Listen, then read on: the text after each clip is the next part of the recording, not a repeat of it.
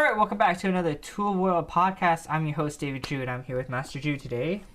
How's it going there, Mr. Ju? I say that every time. How's it going? Does say it every time. I know. Is it? Yeah. Is it going good today?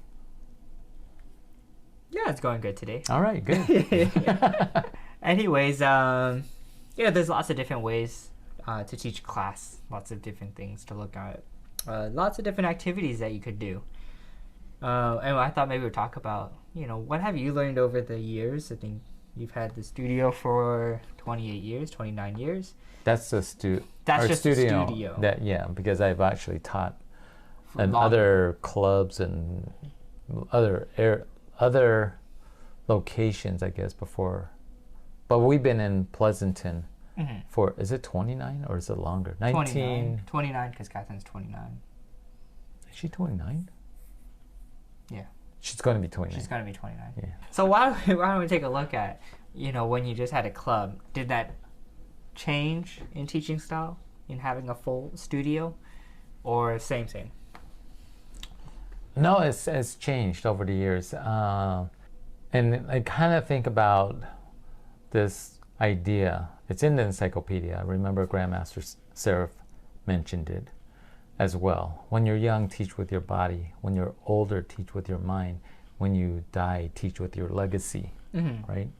And so that is probably true. So when I was younger, absolutely, I like to just jump in and do every move and I'm just out front and, I'm not really watching the guys, just doing it. Yeah. They're kind of following me. I like that idea. I really do. I like it because people can see how the technique it should be performed, right? As opposed to someone barking at it.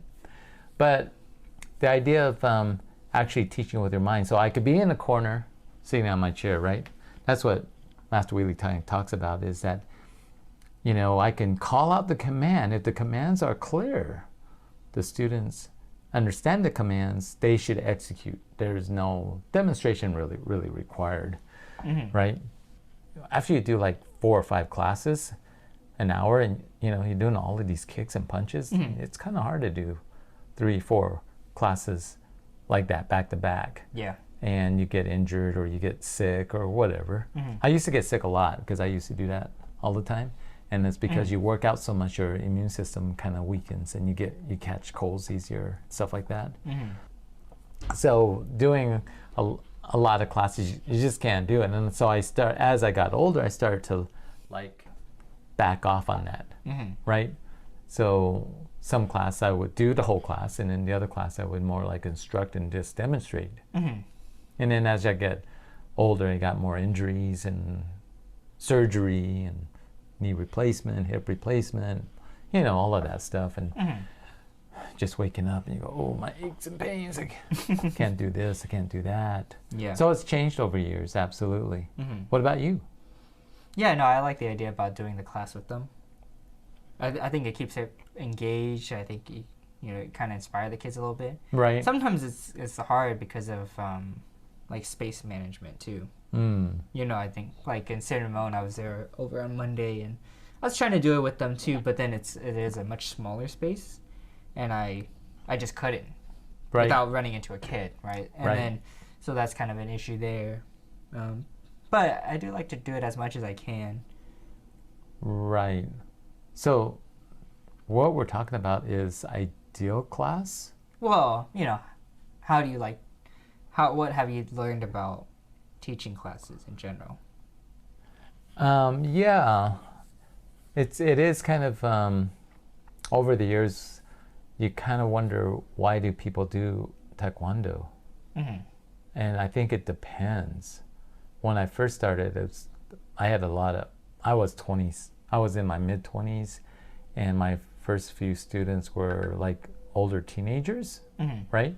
Yeah. So they just want to fight. Right. Yeah. They just want to do lots of exercise, and so we did a lot of physical stuff, right? Yeah. And then you get and then as you you might get older students, and that's not what they want.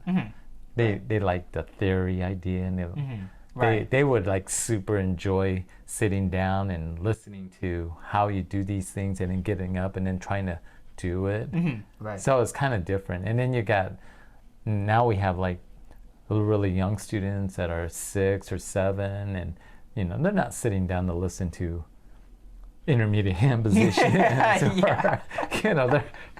What they want to do is just run around, jump up and down, and just kick and punch, and hit a paddle or something, and that's okay too. Yeah. So I think it's a little bit different. I think every group is different. Yeah. Right. People that are training for competition, they want something different, right? One of the things we used to do as a color belt was you had the higher rank help out the lower rank. Right. And we still do that now, but before it was like, oh, teach them. Like, actually teach them. And then a lot of times you get a lot of the kids just talking quite a bit because they're trying to explain everything. They're, the stance is like this, or the punch is like this here, which is good. That helps them too. But I think we've also transitioned a little bit to actually doing it again, doing the showing kind of part with it. And so they've been practicing together more. Not so much talking about it, right? I think that could be more like the instructor's job. But the higher rank, just practicing the pattern with the younger student. Right. As opposed to trying to, I try not to make them, I don't know what you say, teach the other students. Yes, I think we all do that in some ways. We kind of teach them, but I do like them to kind of practice. And because I could make 10 comments to a student and they might only remember one. Yeah. So I always kind of pare it down to, like, if I want them to correct something, I usually want them to think about 2. There could be 20, but let's just focus on 2, work on that, and then go back and come back to it later. But when you have higher ranks helping lower ranks, it's a learning process for them as well. They have to become now instructors and try to figure out how to help that individual. And when they haven't done that, how do they know? So it's giving them that experience. Yeah. I think is a good way. They have to reevaluate the way they do certain things, and they have to analyze what other students are doing. Maybe that helps them as well. And of course, doing it, there's no substitute for practicing. Yeah. One of the things about classes is you got to be able to engage the student, right? But if an instructor talks too much, I don't know how many students are engaged. Even myself, sometimes I'll be there and they're just talking, and you're like, Some kids like that. They want to relax and sit down. And not really listen. Not listen. So you're not engaging them. Yeah. Right? Right. I remember a black belt, really knowledgeable, and would work on one individual, and they're trying to explain this, and everyone else is like, what the heck?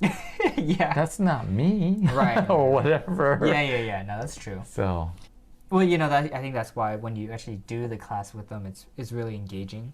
And kids, especially for like kids, they just get excited when you do things with them. Or not only does it raise your own heart rate because you're working a little bit harder, so it's starting to push a little bit more energy into the class. But what are your thoughts about like rank specific classes? I think if you have so many ranks, it's hard to do that to get a good time for everybody. But there are some schools that, choose to do rank-specific classes. I thought about that many times, and, I've always had classes where they were just mixed, and I always kind of thought about, well, maybe, we should have rank-specific. But then it limits people, right? Because someone could start out as a white belt, and their class was Monday, Wednesday at 4, whatever. They somehow turn to be a green belt, but that's on Tuesday and Thursday at 7, which really kind of messes up their schedule, and they may not even be that much older, or time might not have gone by that long. Yeah. And so their schedule is already messed up. The other problem I find with it is that it's like one of the hardest class for me is just all white belts. So like our 4 o'clock class. Yeah, just all white belts. I mean, you know the curriculum. Yeah. But if you had 10 or 15, 20, and let's say they're all 6-year-olds, I would wish they were all 25-year-olds. That would be different. But to be able to manage that kind of now that amount of numbers of students, and their level is not all the same, right? And so it's a little bit harder, I think. But if you had, let's say, half yellow belts and half white belts, well, now I can kind of distribute some of that energy to the yellow belts to help out a white belt. So I kind of like the mix in that way. But the problems with mix is that if a red belt shows up to a class that are predominantly white belts, well, you're not going to be doing the red belts requirement. And that student will be stuck in the white belt mode. They never learn how to do their next pattern. But they should go to a later class. Right. Yeah. Right.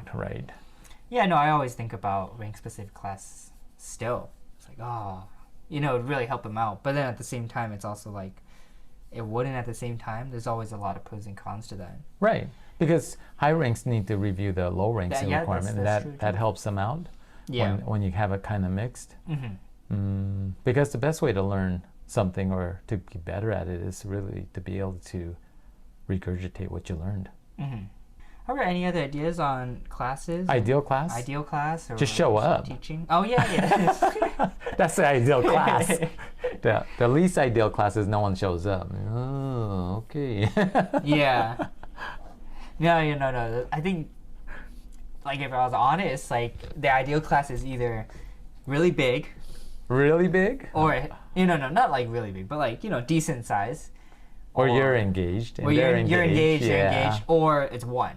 Like, you get 2 or 3, and especially if they're like different ranks, like white, yellow, and green, it's like, ooh, if it's one person, I can work on that person's pattern or something.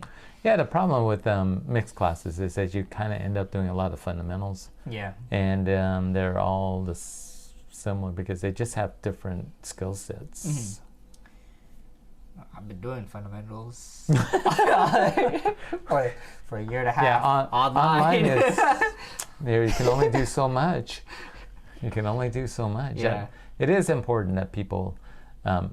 Can you train online? I think that's a different topic, but yes and no, right? If you're seasoned, you have a good background, I think you could. If you're brand new and older, possible. But you're still missing stuff. Right, you need to go out there and get some sparring partners or something. Yeah, you gotta get beat up too. Yeah. It's part of martial art. Right. Yeah. That's a discussion for another day. But we kind of talked about that, I think, a little bit a couple weeks ago too. But we did? I don't remember. Well, let us know your thoughts on your classes. Are you guys doing it rank specific, mixed? How do you guys divide it up? Ideal class. Leave us a comment. And don't forget to be safe. Keep training. And we'll see you guys next time. Take one.